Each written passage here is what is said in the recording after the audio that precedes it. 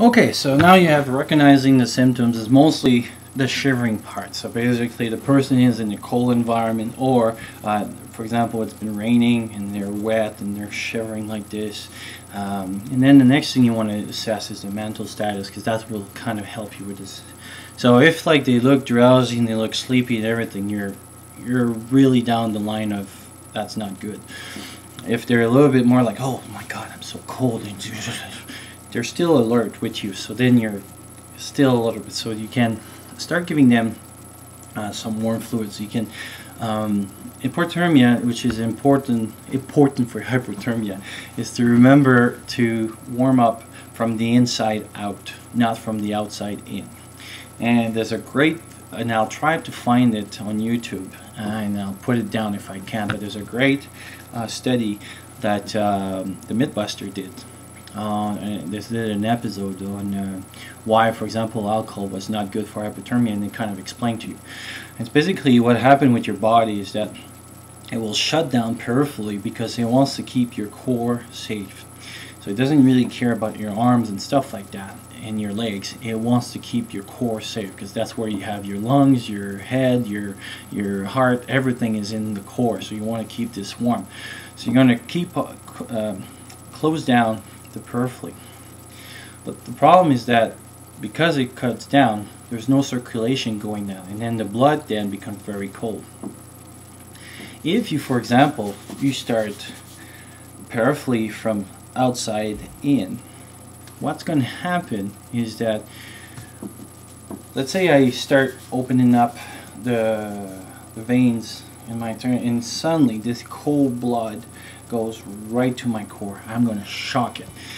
And so it's really important that you start warming up from the inside. So start warming your core, so your core is very warm, and then it's okay to bring, it's a little bit like if you'd be bringing boiling water, and then you would be adding a little bit of or colder water into it, but because it's boiling, it'll just become warm. Well, if you have cold water and you bring even icier water, then it will become cold. Well, it's the same thing with your core. So what you want is you want to boil the water in your core temperature before you add on more cold water, because the blood that is in peripherally will be cold, and that's where you can go into what we call ventricular fibrillation, or your heart will kind of shiver and everything, because you bring the cold stuff from the outside in. So you always want to warm the inside out. And also, if you have someone, for example, goes through the ice or something like this, you have to try to keep them flat. The reason for this is that if you start moving, and again with exercise, you're activating some of that blood, and that blood will go to the heart and like and seize it. So you always try to keep this person as flat as you can. So try not to send them in what we call fibrillation. So basically, you're trying not to. Rob their skins or anything like this. So the first treatment for hypothermia, the most important one actually, it's to stop a process. So it's a little bit like when you have a burn, you want to stop it to burn. When they're cold, you want them to stop getting cold. And this way is to cut the way that they lose heat. So you want to try to prevent them from losing heat. Best way to do that is to wrap them around, like for example, if you're outside and you don't have a cabin or you don't have something close by, even just wrapping them in a bag, so like a plastic bag or a tarp or something like this, right from the stop. And I'll put a link on how to do a hypothermic wrap. But if you can let's say you have someone that just fell out of a lake. The best thing obviously is to get their clothes off. But even if you don't have this for whatever reason, like you're far or you're on the lake and it's dangerous again, even just to wrap them in that plastic, it will decrease their loss of heat, because now they don't have the air to warm up, because that's what it's called radiation. So basically, through hypothermia, and I'll put a page of different ways that you can lose, but basically you have conduction, radiation, convections, and So conduction is when I touch it. So basically, right now, if this is colder than this, when I touch it, my heat wants to go this way. Convection means that if there's a wind that comes, it will take some of the heat away. And so conduction and radiation, again, it's basically the air.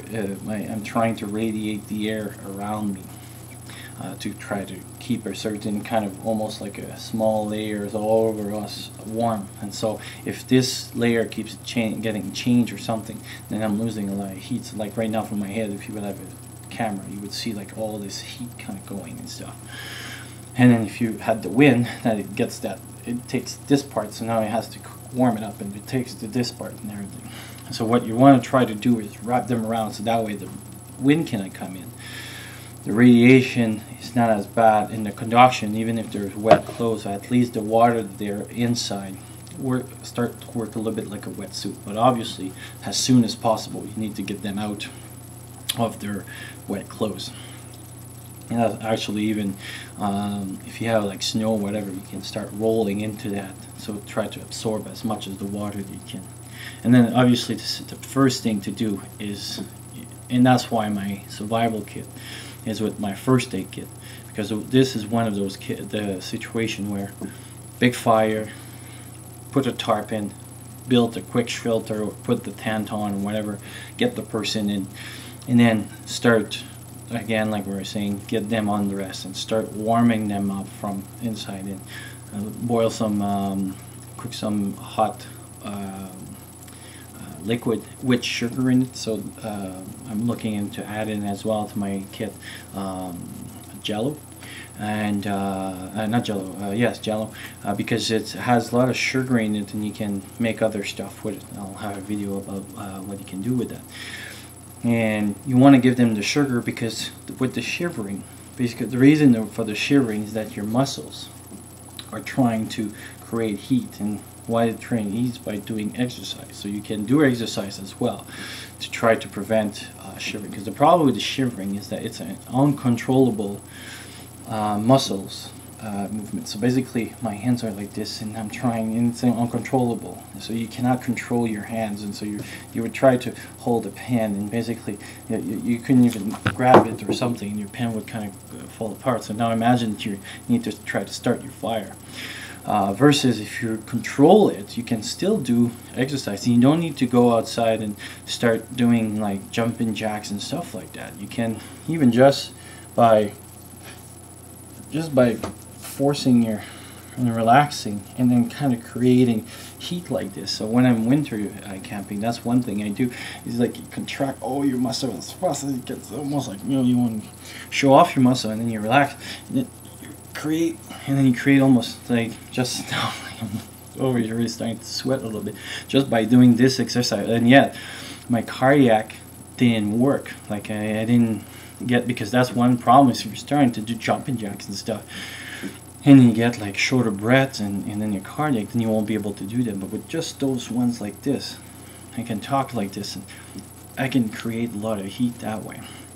So it's to stop losing the heat, production of the heat, and maybe even some introduction of the heat. But again, they have to be conscious, because you wouldn't be one to give fluids or sugary stuff to people with, like, if they would be like but on the improvised side, there's other stuff you can do. Pee in a bottle, pee in a bag, with that pee. But remember that liquid will take that heat, that cold, and they'll become colder self. And so you have to keep contact on how they are, but you can start producing some heat and stuff like that.